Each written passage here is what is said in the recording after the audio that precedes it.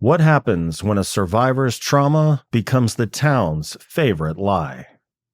Tonight's guest is Jon Cohn, an award-winning horror author and board game designer whose latest novel, The Creed Falls Massacres, smashes 80s slasher nostalgia into cosmic body horror chaos.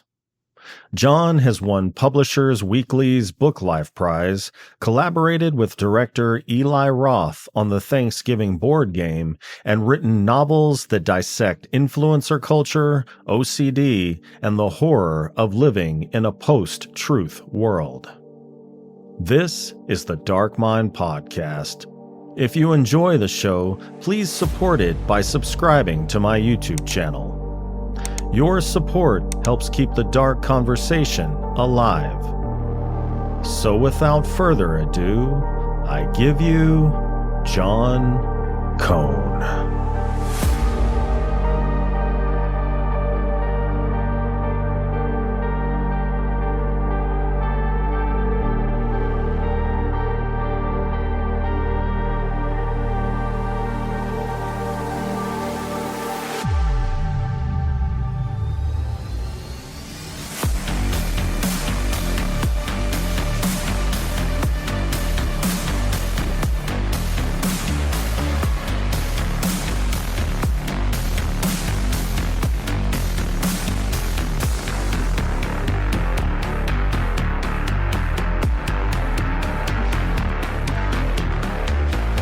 Jon, welcome to the show. Thanks so much for having me. I'm excited to be here. Absolutely. Thank you for joining me on this 31st day of January 2026. I was really excited to receive a copy of your latest work, The Creed Falls Massacres. I know already how strong your storytelling skills are and how adept you are at mixing cosmic horror with classic tropes. And this time, you fused that with the classic camp slasher. You followed the formula like an expert, but then completely transcended it with an otherworldly quantum biology horror that turned the book into a thrilling, disturbing tour de force. So I really enjoyed it and appreciate you being on the show today to discuss this uniquely unhinged piece of work. Oh, thank you. I like uniquely unhinged. That's a fun way of putting it. I had an absolute blast with this book. This was easily the most fun I've ever had on a serious writing project, and so I'm glad that it comes across on the page. Absolutely. Well, so the book drops us into the deeply scarred town of Creed Falls, still haunted by a brutal summer camp massacre that left 19 people dead and one so-called final girl, Jamie Campbell, alive. 17 years later, the town is viciously divided over what really happened that night. Some believe Jamie's story about the masked killer, known as the Silver Fox. Others are convinced that she is the true monster who got away with murder. On the anniversary of the killings, a meteor, or I think Alan says meteorite since it actually made contact with Earth, crashes just outside of town, and someone dressed identically to the original Silver Fox starts brutally murdering the townspeople. And that is where the story begins. So, what was the most challenging part of blending slasher horror and cosmic horror? Was it tonal shifts, pacing, or something deeper in the characters? You know, honestly, I set out when I wrote this to make my own version of a Freddy versus Jason. I love Freddy versus Jason. I love the idea of two horror tropes, two horror characters clashing. And so I was thinking a lot about what would my Freddy versus Jason be? And I thought something like a Jason Voorhees versus Night of the Living Dead was the initial idea when I went in. And the Living Dead, the zombies ended up getting a bit more of a cosmic twinge to them with this kind of zombie plague infection that's spreading through town. And honestly, the hardest part for me was giving them both what felt like their equal dues on the page. It's essentially kind of two stories that get mashed up together. And you want to make sure that both villains get the spotlight throughout the story at certain times when it's appropriate. So juggling those two elements ended up being by far the biggest challenge. Yeah. Yeah. And I was like, the story seemed complete after the massacre. And then when you introduced this cosmic element, I was like, where can he possibly go from here? I don't understand what's happening. But I've read your work before. I shouldn't have been surprised that it was just like this blitz into your consciousness. So listeners at home, strap in. But speaking of Freddy and Jason, you mentioned that this book is a love letter to 80s slashers. Old 80s slashers had simple moral rules. Your book uses their style, but with modern messy morality and disagreement about what's true. Did you do that on purpose? And where did those two approaches to morality clash while you were writing? Yeah, absolutely. So I do love 80s slashers. I love 80s camp horror. And this book kind of starts with the inversion of that morality play. Slasher survivors, final girls, are traditionally the chaste ones, the virgins. And literally this initial massacre happens because she had sex. And so she ends up being the final girl, and that right in the opening pages is kind of letting the reader know, hey, we're kind of twisting this a little bit. And then we're fast forwarding, 17 years to modern times, to when we're living in a post-truth society where, a lot of people have to actively reject the truth they're seeing with their eyes in order to maintain their moral code.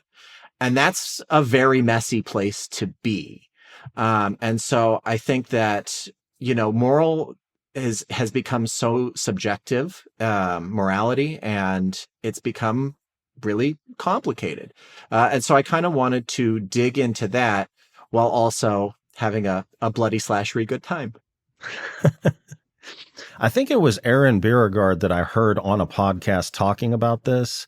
I don't know if it was his observation or if it's just kind of standard knowledge, but talking about how horror movies, horror fiction of whatever type is kind of a reflection of what we fear at the time. Kind of like the 80s slasher, it was the AIDS epidemic. So in the slashers, if you were having sex, you were one of the people that died. And there was the crack epidemic at the same time, I guess. Yeah, that tracks. I'm not sure. Yeah, but you do drugs, you end up dying.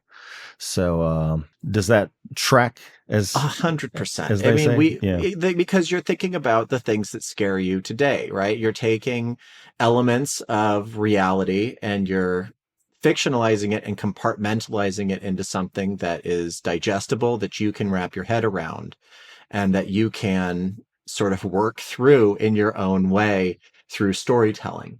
And that's very, I believe is very clear in this book, is that we are kind of taking head on the idea of what it's like to live in a post-truth world. Mm-hmm. Now, when you say post-truth world, are you speaking more in terms of like the pure unadulterated truth doesn't even really matter anymore? It's all optics, or is that a totally separate thing? We're kind of living in a 1984 reality right now. Yeah. I'd have to paraphrase the line, but it's when people became so that they rejected the things they were seeing because they were told otherwise. You knew that control was complete.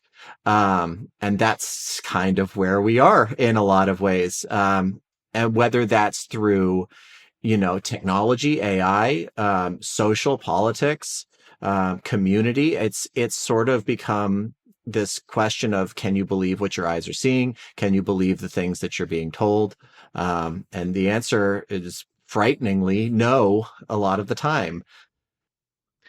Yeah.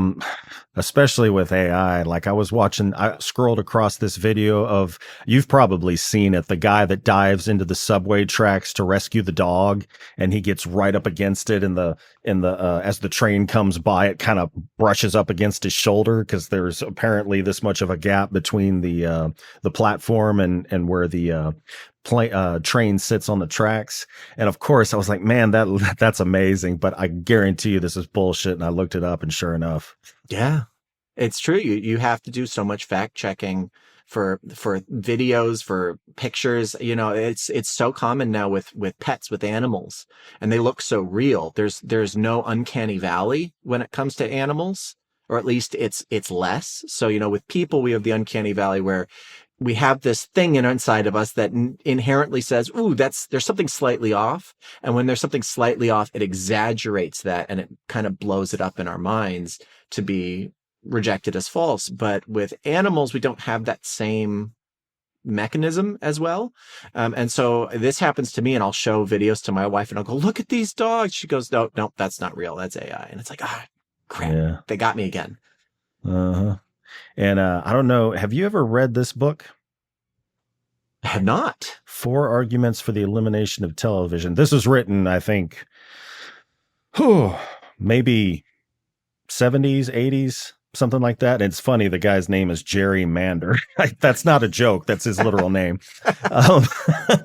But it basically goes over the science of television and the response your brain has watching television. And of course, this can be extrapolated to any sort of screen, whether it's you're watching stuff on YouTube or whatever, or social media. But it's basically, it puts you're in a passive state watching this stuff unfold. And it's basically completely inseparable from the hypnotic state. Like all of the same stuff is going on. So if they want to indoctrinate you, it's the best way to do it. Yeah. There's, because I deal with a lot of insomnia. And part of it is that when you're trying to fall asleep, your brain is grabbing onto all of these different things. All of these different parts of your brain are lighting up. And it's true that when you're watching TV, a lot of these parts shut down and you become somewhat monomaniacal. You can become solely focused on just the one thing that you're doing. And it actually, I can't fall asleep without the TV on, because I need something there that can let my brain close off all of these other doors to let myself be just with that one thing before I fall asleep. I fall asleep to Star Trek. It's because it's for me, it's very soothing. But there are a lot of studies about that. It's really fascinating. Yeah. Well, kind of piggybacking off that and simultaneously circling back to the book, did you ever write a version of the book where the town believed Jamie? And if so, why was a divided, hostile town ultimately more interesting? Yeah, so no, the town division was always there. And the simple answer is that people are scary. You've got slashers, we have monsters. And, I think we'll talk a little bit more about their motives and what makes them scary. We can talk about that. But, at the core of any good story are characters and the division and the conflicts that happen with these characters. And so that was always meant to be a part of it. It was always meant to be a town divided because it's a threat divided. We've got 2 horrors on either side of this town closing in. And I think that, the culture of the town has to mirror that in certain ways. Yeah, just miles of uncertainty every way you look. You don't know what's attacking you, what's infecting people, what the truth is from the past, what the truth is present. Yeah. Yeah, very traumatic. You should be ashamed of yourself. No, just Well, Jamie and Claire's relationship is a major emotional anchor. For those that haven't read the book, Claire is the daughter of Jamie, or Jamie's daughter. How did you tackle writing a mother-daughter dynamic in a story where survival is the only priority? Yeah. So the answer is in the actual dedication of the book, which says this book is not for David Gordon Green. David Gordon Green was the director and writer of the 2018 Halloween trilogy, which was my other major influence on this, not because it did anything well, but because it did things very poorly. It set up an incredible premise, one that we hadn't really seen before, which was multi-generational trauma of final girls. We had Laurie Strode. Jamie Lee Curtis is a grandmother now, and she's got a daughter and a granddaughter, and she has spent her life preparing for the inevitable return of Michael. And the rest of her family has rejected that.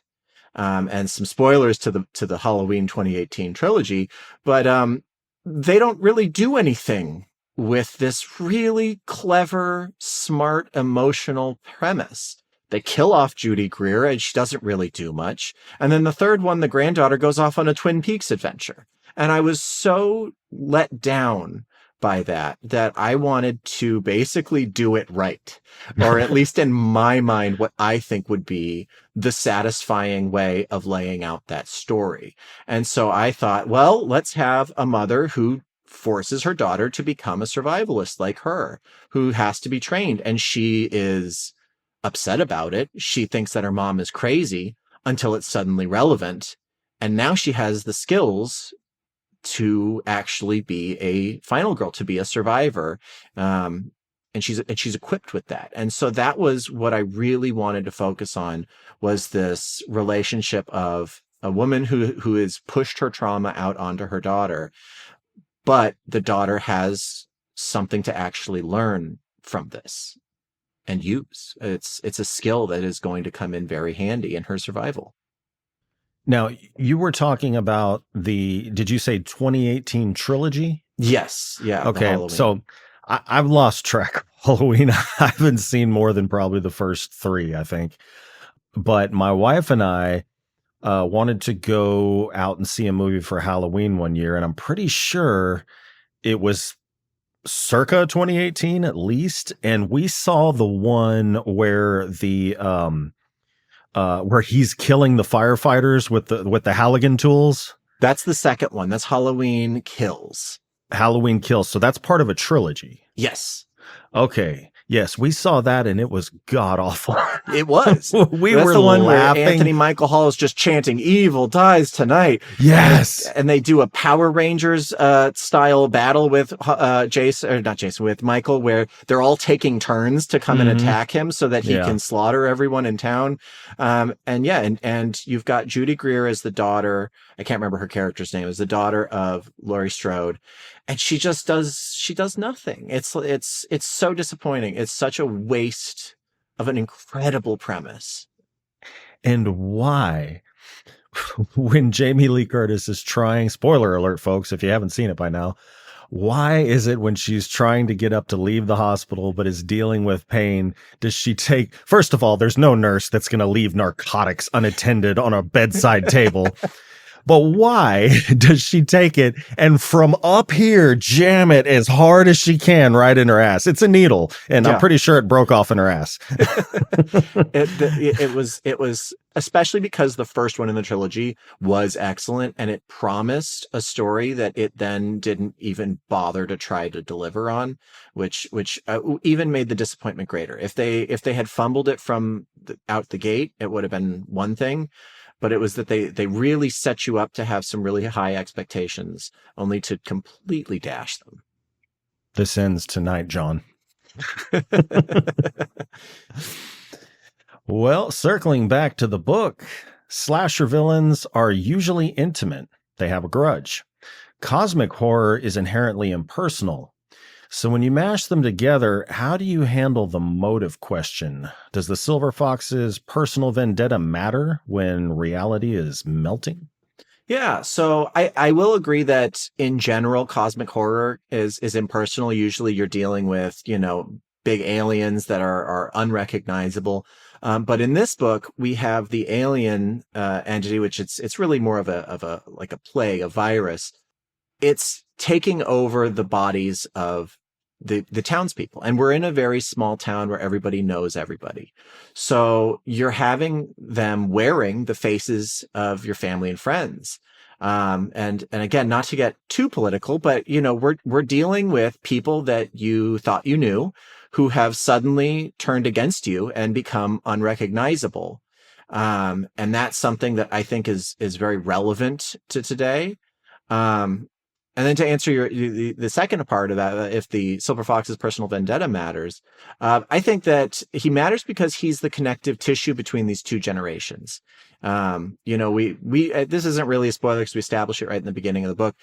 He was the person who got Jamie pregnant with Claire. So we're dealing with Claire's father as this villain. It's very personal.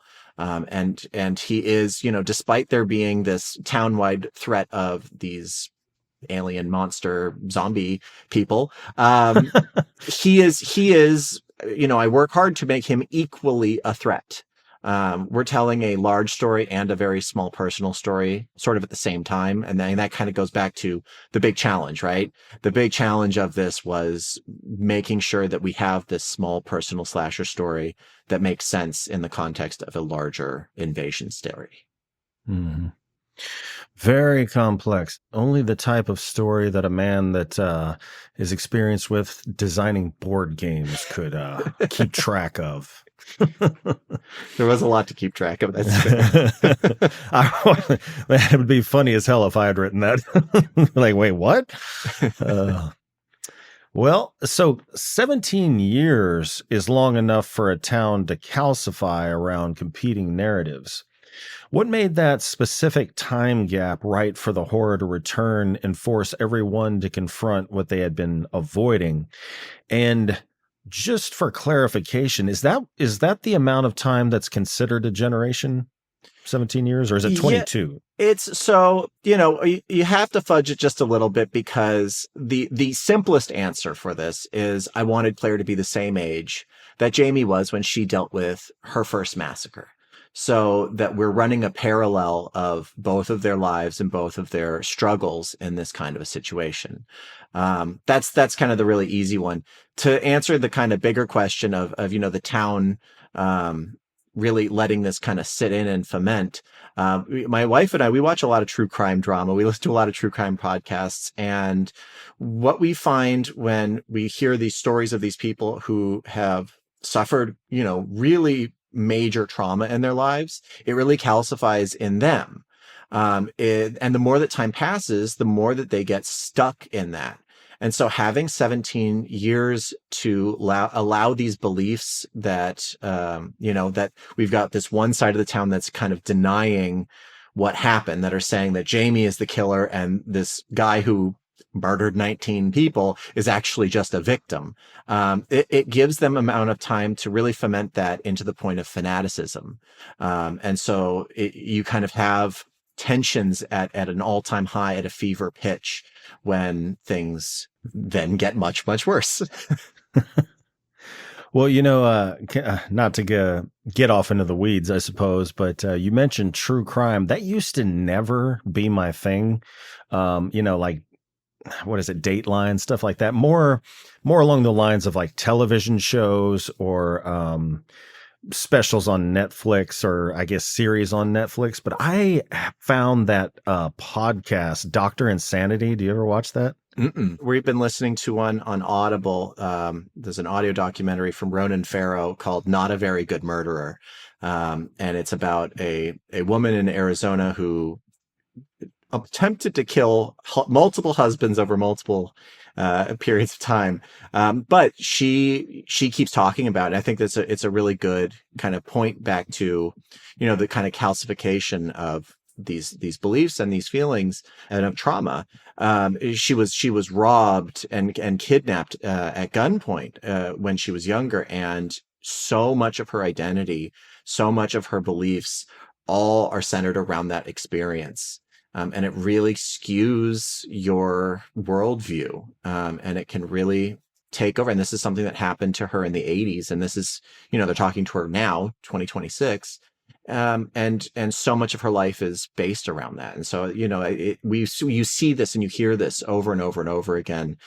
So I think that, yeah, having that amount of time, it just allows people to really get stuck, truly stuck in whatever their feelings are, to the point where it's impossible to change without something really scary happening. Yes, indeed. Well, slasher movies are often criticized for being conservative, i.e., punishing transgression. Cosmic horror is pretty much nihilistic, it punishes existence. When you put them together, is there any room for a moral to the story, or is it just survival of the luckiest? I think there's absolutely room for a moral story. I think the morals have shifted. I think there's been a big paradigm shift in slashers and in horror in general from that traditionally conservative perspective, especially within slashers. Horror has become extremely progressive. It is exploring all sorts of different moral quandaries, modern issues. And more often than not nowadays, it rewards malleability, I think, and compassion. It rewards people who have problems, who have messy lives, and find inventive ways to overcome their trauma rather than avoid trauma altogether. Because I think it's unrealistic for us to believe that nobody has trauma, that nobody has demons that they're facing. It's how you deal with the demons you already have, rather than saying like, oh, just don't have sex and you'll be fine. That's an unrealistic, I think, look at the world we live in now. It also explores morality transgressively. Yeah. Yeah. Well, Claire is a teenager watching her mother's past reopen. What did you want Claire to learn about adulthood that isn't a coming-of-age cliche, something messier and more real? Yeah. So Claire's whole life has been messy. As I sort of said, she has been raised by her mother to be kind of a survivalist. They live in the edge of town, in the woods. She's been homeschooled for a lot of her life. She doesn't have a lot of friends. But despite being very sheltered in some regards, she's also really smart, in understanding kind of the emotional immaturity that you see in adults. Like when I was a kid, you just assumed that parents and adults had their shit together. And as you get older, you learn that that couldn't be further from the truth. Yeah. That for the most part, adults are still the same kids, but you've been pretending long enough that you've earned a little bit of confidence and you've earned the ability to, fake it till you make it. And Claire recognizes that. She's got her mother, and then she's got Alan, another figure important in her life, who is the best friend of her mother, Jamie. And he also is kind of a mess. And so she understands this better than most of her peers. She hasn't been around kids. She's been around adults, and messy adults. So she's got a different perspective than I think most kids who would be in a kind of a coming of age horror story. She's got a different perspective than most people that you would normally see in that position. Gotcha. Well, you wrote this book knowing that most of the audience is savvy to every horror trope. When you were plotting the kills, did you feel the need to subvert the, quote, rules of the slasher genre? Or do you think there's a comfort in playing the hits exactly as expected? I've gone back and forth on this a lot.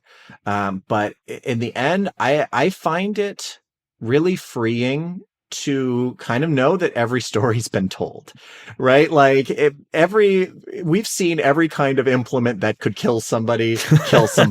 I don't know. There's some creative people out there. There sure are, but we've seen people using cheese graters, and you're like, whoa, okay, that's new. But it's also kind of freeing because, you're taking things at this point.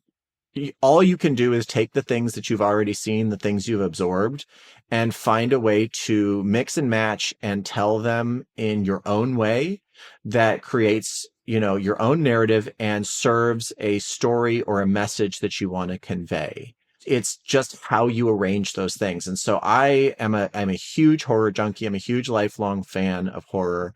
And sometimes you do want to play into the rules. You want to follow the rules. But, as with storytelling, with a lot of different creative endeavors, you have to understand the rules to break them. And so there's plenty of rule following, but there's also some rule following that's established so that I can break the rules later, and kind of make a twist on it. It's funny. I went and saw, there's a company that shows old movies in the theater. I went with another author friend of mine, Brian Asman, who wrote Man, Fuck This House.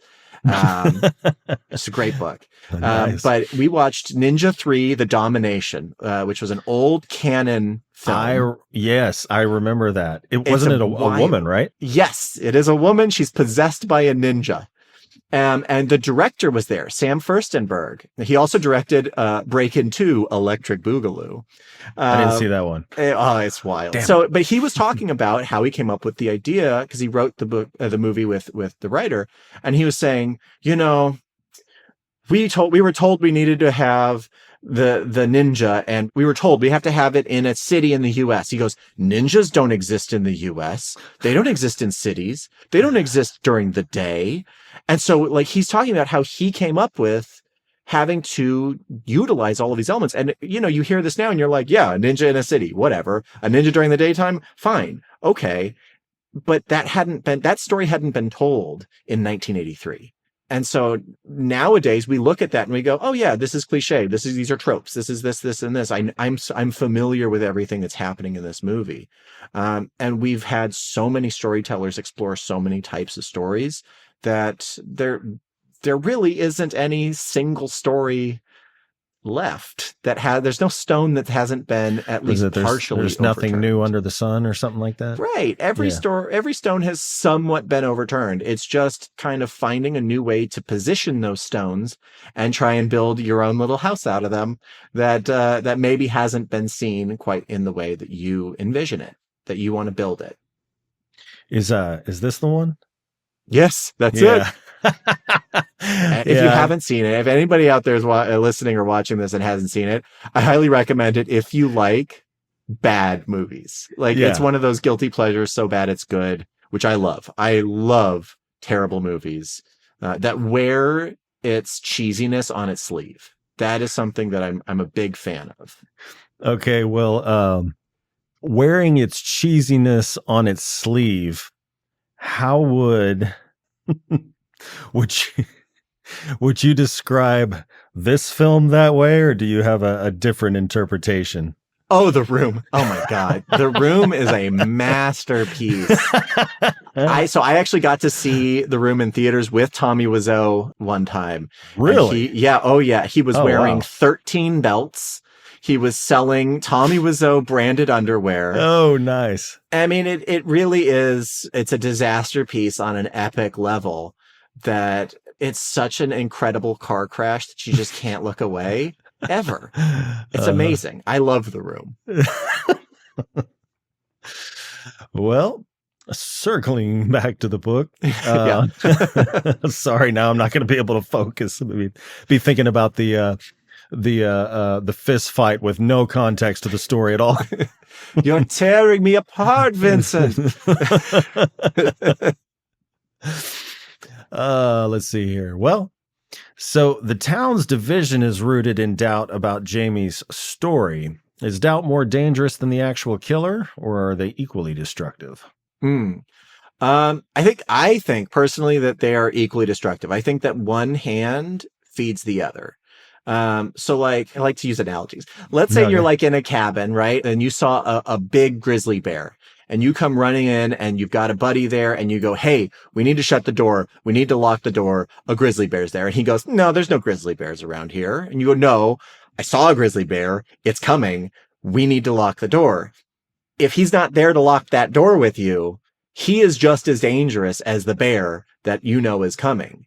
You really need to have people that believe in you and people that are there that can trust you and that can work with you. This is a situation. Horror movies are generally, and horror books are situations where teamwork is really important. Yeah. And it's something that people are often not having. And that's what creates tension. That's what creates drama, is having those kinds of issues, these clashes of ideologies, of beliefs, so that the scary things can happen, so that the bear can get through that door, and then, oh no, we have to deal with this, and we have to deal with the guy who's still saying, no, this isn't happening. Well, piggybacking off of the lack of cooperation, the lack of belief, motherhood. Does that make a final girl more vulnerable because she has more to lose, or more dangerous because she has something to protect? I think it's a yes and no, because Jamie has been training her daughter to be strong, right? She's been trying to do this, and she is fearful of her daughter, but she's also fearful of the job that she has done as a parent for her daughter. She's been training her for this exact situation, and now that it's happening, she is terrified for her daughter. But she's also terrified because what if Claire didn't learn everything that she needed to? What if Jamie taught her wrong? What if Jamie gave the wrong lessons and something ended up getting her killed? And so she's having to learn as a parent to trust in herself as an educator, and trust in her daughter as a capable person. So I think that motherhood makes her vulnerable until it makes her strong, if that makes sense. Gotcha. I don't know, would symbiotic be the right word? A symbiotic relationship between the two? Yeah, absolutely. And we do, that's good that you mentioned that, because different types of relationships, symbiotic and parasitic relationships, really are present in the story in a lot of ways. And so that is something that, if you read the book, it's something that you'll really get a little bit out of. You'll get a biology lesson, folks. You do get a biology lesson. You get a couple. Well, what are readers most surprised by when they finish the book? For better or worse, it's the quote unquote science fiction element. Really? I did not, and I still do not think that this book is a science fiction book. I think that this book is a combination of a slasher and a virus, a zombie plague.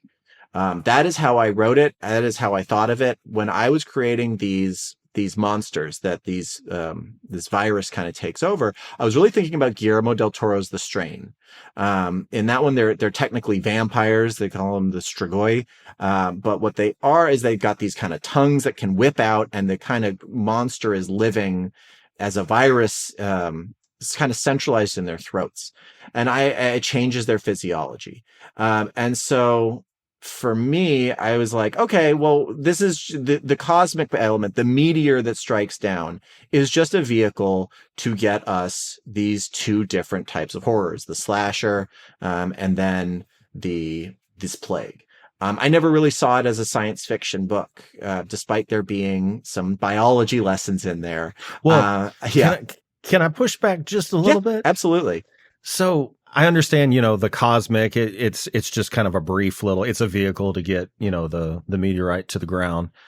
But as far as a virus, I mean, it's causing physical, almost alien. And when I say alien, I mean the film, alien-like changes, like the proboscis and all that. You don't think science fiction is somewhat? Yes. Okay. Yes, it is. But, I don't see cosmic horror as science fiction. I don't find Lovecraft, wouldn't consider Lovecraft to be a science fiction. I consider it to be cosmic horror. And I would put this more on that end than on the end of Alien. One of my, a couple of my main things that I really took a lot out of when I was coming up with this, I was thinking about Night of the Creeps. Which was a really formative movie for me, which are these little alien slugs that are taking over people. Invasion of the Body Snatchers, The Blob. I don't consider any of those movies science fiction movies. I consider them horror movies.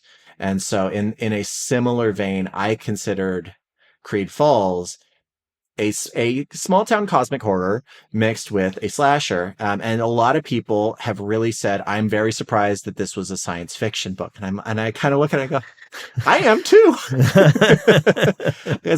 I don't know. I just don't see it that way.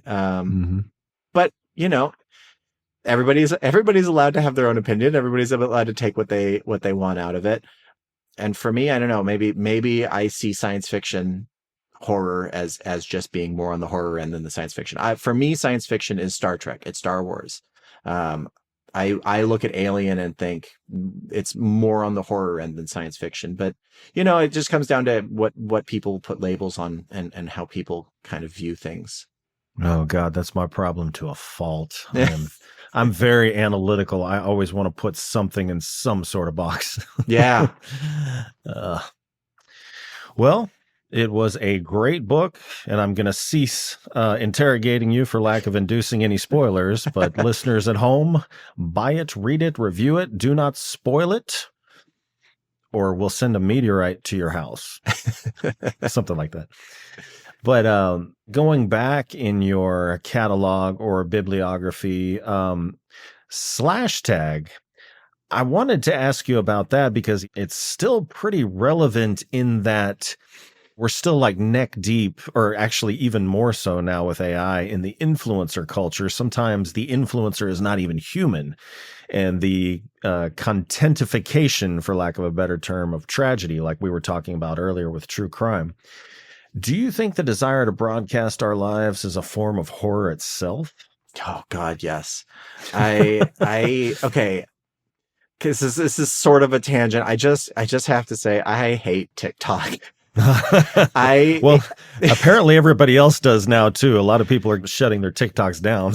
Here's the thing. My wife loves TikTok. She's on it a lot. And I think it's a special form of hell to be listening to TikToks. There is a room in hell that's waiting just for me.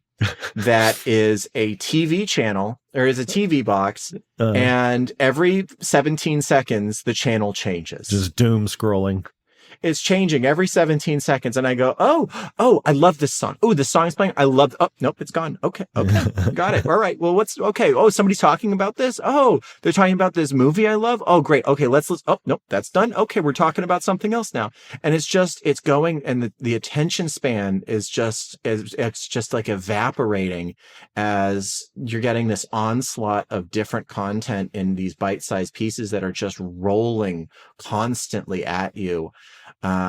If I find short videos, if I find content from somebody, I'll typically go and try to find their page. If it's on Facebook, if it's on Instagram, a comedian or an influencer, somebody who's saying something that I'm interested in, I'll go and then I'll try and find more of their content. And ideally, I'll try to find the long form version of whatever that content is. Because oftentimes you get snippets, right? You get 16 seconds out of a larger conversation. And it's like, well, I want the context of the larger conversation. I don't want just the little blurb. I want to read the whole thing. And so, maybe it's just me being an old curmudgeonly guy shouting at clouds. But I get really off my miss, lawn. Yeah, right. I miss long form content, and I think that TikTok has really driven shorter and shorter attention spans with the way that we consume media, and I don't love it. Yeah, how do you think this is related to people's, because live streaming is a big thing, IRL, in real life, whatever, and a lot of it is just people sitting there doing nothing, but somehow there's an audience for that. So go kind of piggybacking off you talking about comedians and seeing like the reels of their content, it seems like the most popular reels for comedians' content is when they're doing crowd work. Mm-hmm. What do you think's up with that? What I think it started with was they want you to come to their sets, right? They've prepared material that they want you to see. And if they broadcast the material that they've written out on their reels, then you go to that comedy club, you watch their show live, and you go, oh, I've already heard these jokes. When they do crowd work, I think it's twofold. I think it's first of all, it's that they don't want to weaken their content of their live shows by having you already experience it. But also, the best thing that comedians do is when they are their best conversational selves. A comedian as his best or her best conversational self is inviting you to feel like you're a part of that experience. And so by having crowd work be part of what they're showing, it allows you to humanize them a little more than what they've prepared. And it makes you think, oh, this is a real person doing a real thing, and they are really funny on the spot. They can be very funny in real life. And not just with prepared material. So I think it's a little bit twofold. I think the second one has sort of become the result of what started out as the former, as the intention to not give away your material. Yeah. And it's hard, like, to do crowd work well, like you just have to, I don't think that's a skill. I think that's just something you're born with, to be that witty and like on the spot. I think probably the guys that are really good at crowd work, like, do you know who Jeff Arcuri is? I do. Yeah. Yeah. I think that guy's probably got a really high IQ. Yeah, absolutely. Well, and a lot of it goes back to backgrounds in improv as well. It's something that you have to train your ability to be ready for anything, so that you can be on the spot when it's time to turn that on. You can react very quickly and you can connect things. So you think it is learnable? I do. I think it's a use it or lose it skill. I think that I have a little bit of a background in comedy. I was the captain of my improv team in high school, and then I was part of an improv troupe in college and a little bit after. And it is something that the more you do it, the better you get. And some of it is sort of like material, because I think that sometimes, especially for comedians who are touring, who are doing these shows over and over and over again, I think that they probably get a lot of the same reactions. So, you'll have somebody shout something and you go, oh, okay, well, let me figure out how to handle that specific comment. And then, 2 weeks later, they might have something very similar that someone says. And now they've thought about it. They've had some time to sit and say, okay, well, this already happened once. Now it's happening again. I've already got kind of a preloaded response, or the basics of a preloaded response that they can then tailor to the situation. So I don't know that it's fully off the cuff when we see this kind of stuff, but yeah, I think it is a learned skill. On top of having natural talent. No, yeah. I don't think everyone can do that. I know it took me a lot. I'm not really a natural at it, but I did get better for a while, and then I didn't do it anymore, and I lost it. So, yeah. I mean, that makes sense. That the secret to that would be some background in improv. Yeah. Well, I wanted to just briefly mention your book, Kill Beth. Yeah. Weaves OCD into supernatural obsession, which is anything OCD is very interesting to me, because I really I struggled with that ridiculously when I was a teenager. It got better as an adult, but it's still hard for me to leave the house, like checking doors and just, I can be staring at a door. It's obviously shut. Then walk out into my garage and turn right the fuck back around and go back and look and make sure that they're still, it's just insane. So I still struggle with it in that way. How do you make intrusive thoughts feel like both brain chemistry and otherworldly invasion? It's a real simple answer. I also have OCD. I was just putting my own ticks on the page. It was really that book, Kill Beth, is the most personal book that I have written. Not just because of OCD, but also because the main character in that is a theater director, and I worked in theater for a long time. So there's a lot of myself in that book. I have never murdered anyone. I'm just going to throw that out there. Let the record reflect. Yeah. It's on record. This is video. Yeah. Yeah. But there is a lot of real life experiences and a lot of the thought processes that I find myself trapped in. A lot of that is in the book. And actually, as I wrote it and then for quite a while after I wrote it, it really flared up a lot of my tics. It really flared up a lot of my compulsions. So it was So it great to wasn't get it. cathartic; it exacerbated it. Yeah, Oh it really shit! exacerbated it quite a bit. There was some catharsis, but no, that ended up being a little bit damaging to my own And mental so is state. talking about it right now going to fuck you up? Is this? Am I don't think ruining so. your life as we speak? No, I've got some distance from it now. Okay. But no, it's so like our character in that. The biggest thing was he does this tooth clicking. He does tooth clicking to beats of songs, and he has in the book he's got White Stripes, Seven Nation Army stuck in his head, and he's numbered each of his teeth, and he's clicking and he's counting them, and that's something that I do, that I will go through waves on and off. But that was the biggest thing when I wrote that book. That came back so hard. I had to go for like a jaw massage because my jaw got so tight from clenching and tapping that I hurt my jaw. Man. Yeah. Yeah. I was when I was younger and I had it real bad, I was obsessed with the number 3, shut a door, pull on it 3 times.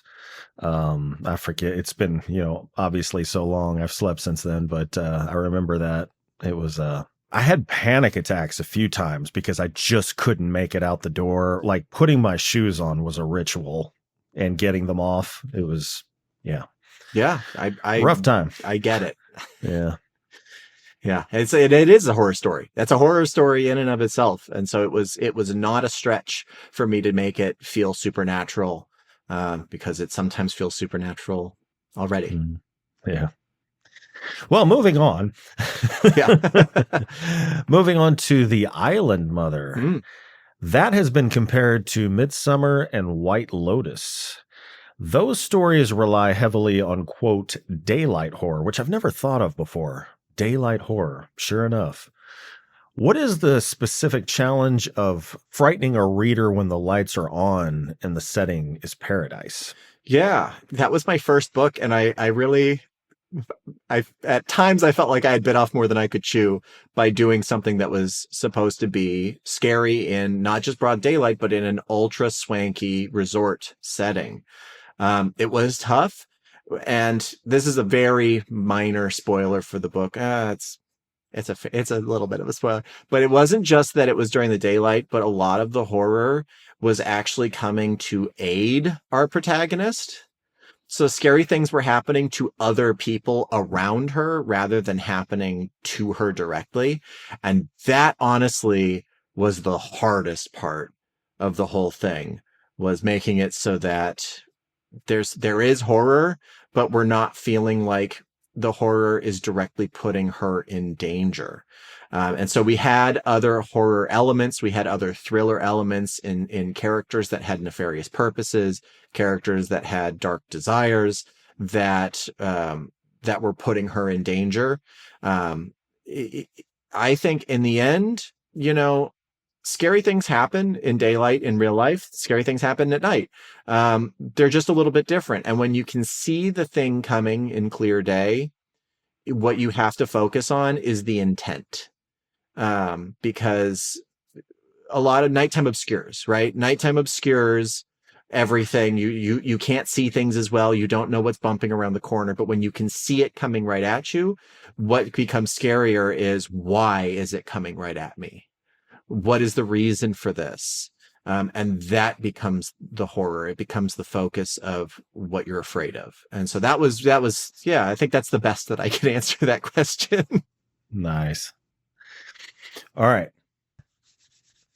Coming to the question that I've been waiting to ask you, I follow you on social media, so I don't know how this slipped past me, but obviously you were involved in the side industry, or art, I guess I should say, art of creating and writing the rules for board games. Yes. You have a board game based on Eli Roth's film Thanksgiving, and you actually collaborated with Roth on it. I did. Yeah. I want details, goddammit. Okay. So like the biggest thing I can say about Eli is that he is a 14-year-old in a 50-year-old's body in the best way. He is so funny. He is so excited. He has the excitement of a teenager, and it's contagious. So a lot of his movies are bonkers horror. They can be very kind of splatterpunk, but Thanksgiving was silly. It was bonkers in the funniest, most absurd way. And I love absurdism. I love absurd horror. Not going to affect you on a visceral level like Hostel? Right. Hostel. I haven't seen it. Oh, okay. No, Hostel. I've seen all of his movies. I love almost all of his movies. I love Hostel. That movie is very gross out. It's very claustrophobic. And it feels like something that could happen. Thanksgiving is goofy. It's goofy as shit. And it's living in a world that they establish in the opening of the film on this Black Friday stampede where all these people are getting killed because they're all so excited for consumerism. Yay, capitalism. Yeah, right. But it's so over the top silly that there's no way that you can take it seriously. And he wants you not to take it seriously. That was the goal of that movie. And that was the goal of that opening scene, to get you to understand, okay, we're in a cartoon world. So it's more like satire. It's absolutely satire. Okay. Because this movie came from one of the fake trailers that came before Grindhouse. Oh, that was what that was. It was there with Machete. So he was turning, 2 minutes of content into a whole movie that was based on a joke. And so that was what we really wanted to do with the Thanksgiving game. Was we wanted to have a situation where players could come up with their own satirical, silly, a little gross horror situations. And so a lot of it's kind of like if you've ever played like Apples to Apples, or if you've ever played like Cards Against Humanity, where it's about cooking up your own sort of answers to these kind of wild prompts.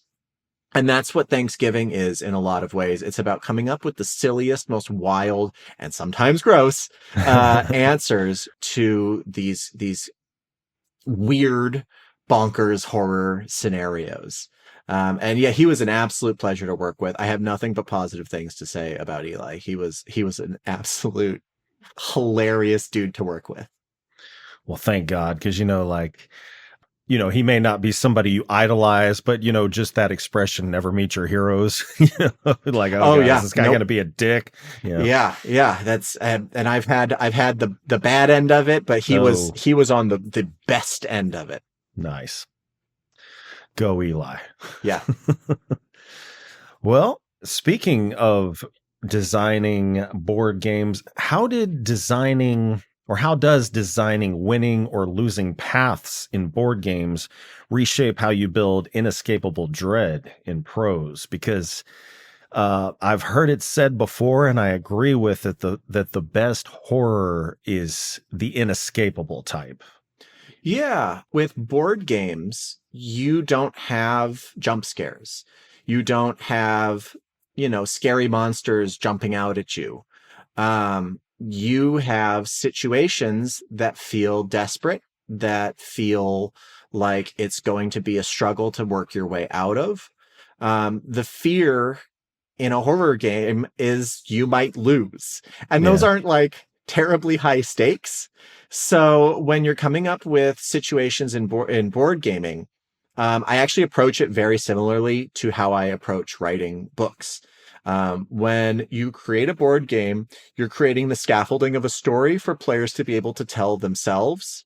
And that story might be a victory, but it might be a loss. Either way, you want to have the pieces in place for them to have a memorable experience that they can then tell that story of that win or loss to other people and say, it was wild. We were trying to do this and we were fighting a lion, and then he accidentally cut the lion's balls off. And then the lion decided, I'm only coming for you from now on. And it created a whole situation of this weird story. And that became the story of the play session. That's what you want a good gaming experience to end in, is the story of what happened.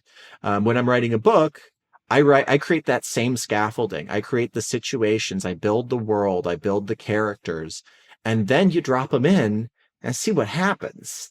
It's just taking the setup of a board game one step further and then telling that story in the way that you think is the most interesting.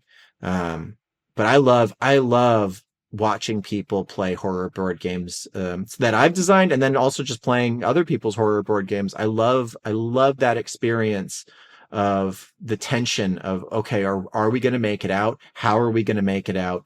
And what is our story of this experience going to be at the end?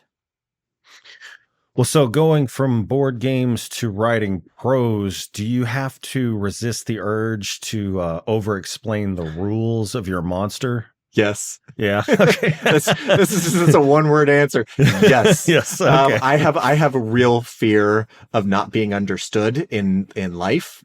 I think that's partially what draws me to board games, is I have to be extremely explicit. It's technical writing. You cannot allow for any vagueness. You can't allow it to be obtuse in any way.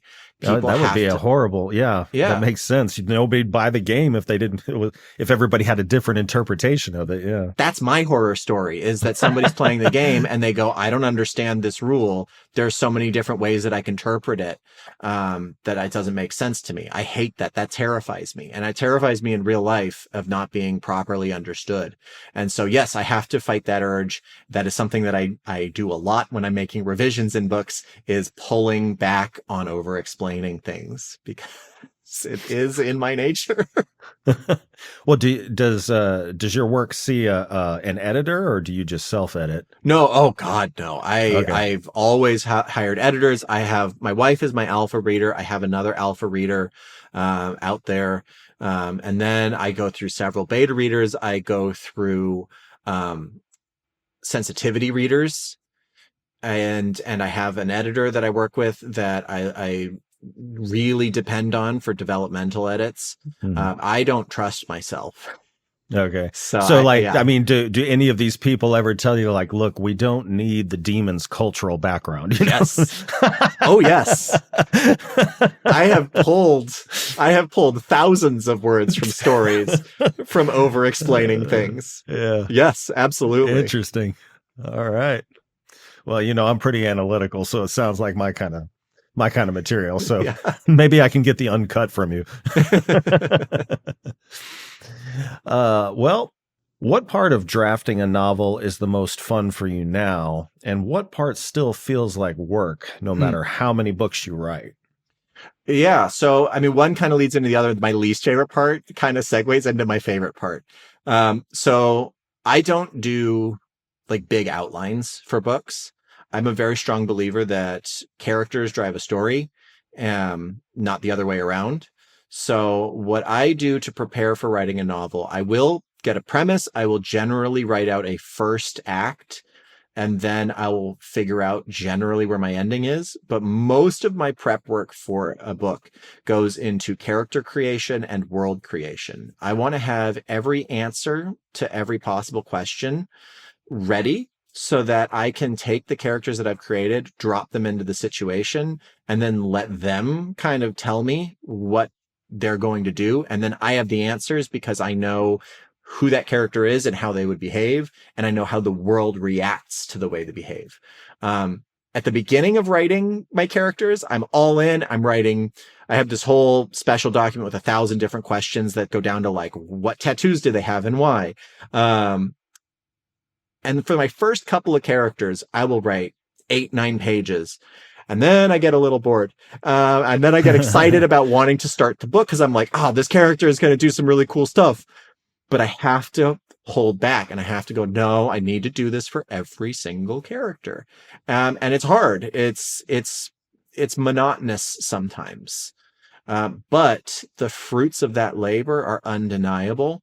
And what excites me is when I realize two things from two different characters that I wrote completely separately suddenly there's a lightning bolt and it goes, oh my God, they work together. This works together. This creates a new connection, or something that's going to be divisive. It's going to drive them apart. Something that I wasn't planning when I was writing the characters, but once they're interacting, all of a sudden it becomes so obvious that they have to do this. And it's because I did that prep work. So there's a lot of prep for what I find to be a very enjoyable payoff. Nice. Well, this is another question I've been anxiously waiting to ask you. You have a notorious epic Halloween party that you put on your house every year. Yes. Put on at your house. And it's kind of like a whodunit type of dinner, right? Yeah, it's a murder mystery that people come to, and they get little cards with like a little bit of what they know, some motivations, some things to accuse people about, and then we kind of just let it roll. And you spend like, did you say 3 months? Yeah, we spend a lot of time. 3 months planning on that. So Yep. Yeah. So I forget what year it was when you were on the show last, but I'm assuming it's been at least 2 Halloweens ago, right? Yeah. Yes. Okay. So you told me 2 of the craziest things that happened at the parties that I remember you telling me is a guy fell down the stairs, broke his thumb, and when it was all said and done, said, you know what? It was totally worth it. Yep. And he was the then- murder victim, and he threw himself down the stairs. Oh, nice. Commitment, man. And then the other one was there was a man and a woman talking, and all of a sudden the woman hauled off and slapped the man, like slapped the shit out of him, if I remember correctly. Yes. And everybody's just like, and they're like, no. We talked about this. It's part of the act. So what, since those things happened, since you were last on the show, what are some of the other crazy things that have happened? So those are still like the all-time bigs. We haven't had anything quite as bombastic happen. But for me personally, I had something at our most recent one that I thought was pretty funny. So this year we did a Venetian masquerade theme. And this was the first year that my wife really took on the whole project. I didn't want to know anything. I was super busy with work. I was dealing with some health stuff. But we wanted to do the party. And so she said, I'm going to run it. So I didn't know anything about the characters. I didn't know anything about the prep going in. Well, we had somebody come and they had made these little poison bottles with green liquid with all of this little like sparkles in it. And it had a little cork on top, and they were selling these poison bottles, and people were poisoning each other. And I was like, okay, all right, this is so important to the mystery. They were actually drinking it? No one was actually drinking it. Oh, okay. But they were like pretending they were. Okay. And I ended up being in the role of the investigator, because every time there's somebody who's kind of the designated detective who has to solve this and gather all the evidence and make the accusations. And so I was like, all right, this poison is so central. This guy is poisoning people. He's selling poisons around. And I got everyone on board, or a lot of people on board around this whole idea. What I did not know was that this had nothing to do with anything. One of the people that was coming just decided, hey, I'm going to do this for fun. This is going to be a part of my character. And that's something that I love that for people to do. We encourage this all the time, is make up your own shit. Come and do something that if you think it's fun for your character, do it. Why not? We're here to have a good time. We're here to do improv. We're here to let the story form itself. So your wife had a planned villain, but this person decided they were going to be a villain as well by poisoning people? Well, or? They kind of just came in thinking they were going to be silly and trying to, because there's an element of this where we give out awards at the end, and everyone gets money.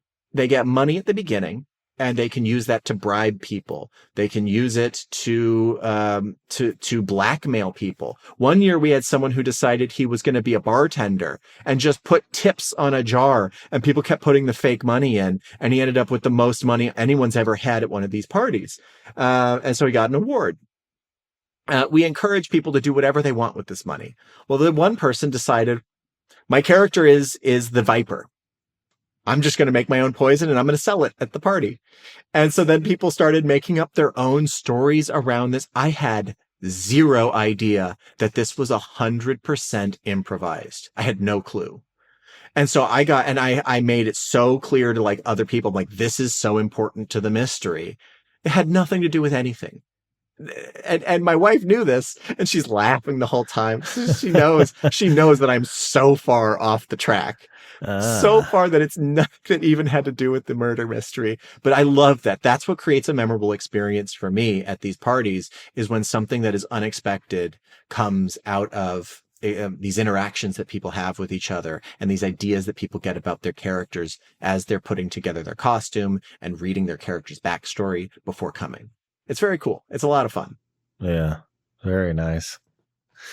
Well, I'm actually kind of glad that, this being the first time you've been on the show since I switched to video, I wanted to have that fandom background. Are there any notable additions to your fandom collection? Gosh, I don't think we've had anything quite as exciting as, because I think last time when we talked, I'd had the two of somebody sent me a figurine that they had bloodied with a whole diorama background. They mailed it to me in a diaper box that was duct taped together. Oh, and I was like, is this a murder threat? It was quite flattering and frightening. And then the other thing that somebody made, which was so flattering, which could have been creepy if I didn't know the person and know that they had good intentions, but they made their own version of Cards Against Humanity with details from my personal life, all collected through going through all of the history of all of my social media. And so it was very flattering that they put in that amount of effort. Some might have found that a little creepy. I didn't. I thought it was really sweet. I haven't gotten anything quite like that since. I've had some interesting gifts. I had somebody send me a Funko Pop that they modeled after me, and one for my wife as well. And that was really sweet. I really liked that. But no, I think luckily I have not had anything else scary. I have changed my address when people ask for an address to send me stuff. I no longer give my home address. Oh, is it one of those places where you rent a box or something? Yeah. And you use their physical address? Yeah, I sure do. I did do that. And yeah, I haven't had any weird stuff since I've done that. So the people who sent me weird stuff still have my home address. Well, make sure you strip the metadata from any pictures you upload. Yeah. But I've had some really thoughtful things. Some people have sent me some really, really wonderful, thoughtful gifts that I would never have expected to have ever received. And it's always flattering. It always makes me feel really good. And it makes me feel great to be part of a community of people that are so caring. I've been a part of the board game community, and because I work in IPs, I've been a part of a lot of the communities of fandoms of different things. And most of those people, in my experience, are horrible. But horror is the big exception. The horror fans are compassionate, caring people to a fault. And I am so happy, and I feel so lucky to be part of a community of people who love this so much and are not monsters. All right. Well, Jon, it has been a pleasure talking with you. Been a great time. I love how thoughtful and well considered all your questions are, and I hope my answers were a fraction as good as your questions. Oh, absolutely. Always a pleasure to have you on and hear your interesting writing process, thought process, the philosophy, psychology behind the story, the characters, and of course all the other non-prose, non-writing things you get up to, like the epic party. So thank you again for being on the show. And as we bring the show to a close, is there anything you'd like to plug or let your readers, players, whatever else you do know about? Yeah, absolutely. So Creed Falls is now available in ebook and paperback. It's coming to Audible soon. If you want to get an autographed copy, you can go to my website at www.joncohnauthor.com. All my books are available there to buy autographed. And I've got some games coming out, which I would love for people to check out if you haven't already. Ghostland was a game that I co-designed with Duncan Ralston based on his hit trilogy. It's like Jurassic Park, but with ghosts. It is just about to go into production, but you can still back it on Kickstarter. You just have to put in Ghostland board game and you'll find it. And then the other game is about to come to Kickstarter this spring. It's called The Bad Side of Town. It's a game I co-designed with Andrew Nyberg, who is another horror author behind books like Extinction Dream and the upcoming Eat the Light. He's also, over the last few years, become pretty much my best friend. And so he's also the co-owner of Wicked House Publishing. And this is a game that's kind of like Pandemic meets Dexter. You're playing as serial killers in a town who all have a tenuous alliance, but a new serial killer has come in. They're not obeying any of the rules you've set up. They're causing chaos, and you as serial killers need to clean up their mess and try and catch them while also committing a few murders of your own to blow off steam. So that one's coming to Kickstarter from Beyond Killer Games very soon. You can check it out. Also, if you just Google The Bad Side of Town game, or go to beyondkiller.com, you can sign up for alerts. Serial killers, those rapscallions. I know. There's some really silly ones in this game that you can play as. There's one called the Desanguinator, and you can drink people's blood to like cool off. That one's probably my favorite. And then there's the Caretaker. He's always been the Caretaker. And he drives a hearse, and you can carry around bodies all around town in your hearse. It's pretty silly. Nice. All right. Well, listeners at home, all those links are in the description. And Jon, thank you again for joining me. Thanks for having me. And thank you to everyone who tuned in. If you enjoyed today's episode, please be sure to like, share, and subscribe to my YouTube channel. Be sure to tune in next Tuesday for a new episode featuring the best and brightest authors and filmmakers of dark literature and film. So until then, stay healthy, stay sane, and as always, thank you for listening. See you next time.